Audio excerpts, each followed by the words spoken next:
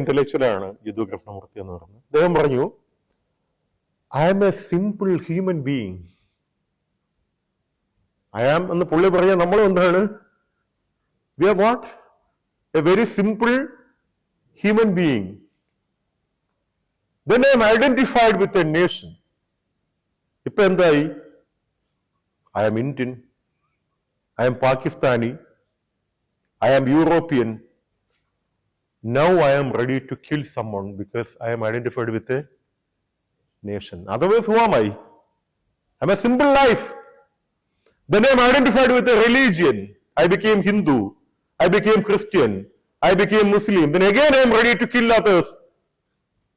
ഈ ഐഡന്റിഫിക്കേഷൻ ആണെന്ത് ഏറ്റവും വലിയ problem. In reality who are you? You are A simple human being. You are A simple human being. പിന്നെ ഡോക്ടറായി, എഞ്ചിനീയറായി, ഇല്ലേ, ഹിന്ദുവായി, ക്രിസ്ത്യാനിയായി, മുസ്ലിം തമ്മിൽ കണ്ടാൽ അറിയാതായി, ഇല്ലേ, ഇന്ത്യ ഭ്രാന്താലയമായി എന്ന് പണ്ട് പലർ പാടിയതുകൊണ്ടോ? ഇതാണ് വിഷയം.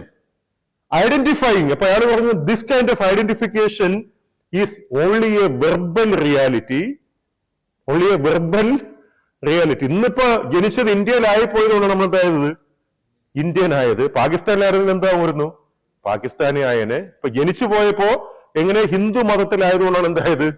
ഹിന്ദു ആയത്, അല്ലെങ്കിൽ ഇസ്ലാം ആയത്, അല്ലെങ്കിൽ ക്രിസ്ത്യാനി ആയത്. അല്ലെങ്കിൽ നീ എന്താവുമായിരുന്നു? എസെൻഷ്യലി നീ വെറും ഒരു എന്താണ്? You are just A human being. ഭയങ്കര പ്രൊഫൗണ്ട് തിങ്കിങ് അത്. ഇതങ്ങ് തിരിച്ചിറങ്ങി കഴിഞ്ഞാൽ life is beautiful.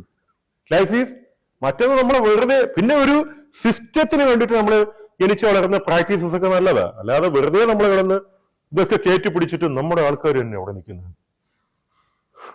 Man is born free, but everywhere he is in chains. Chain of a nation, chain of a religion, chain of a family, chain of a society, chain of everything. But he is, അതാര് പറഞ്ഞതാ? Man is born free, but everywhere he is in chains. Rousseau.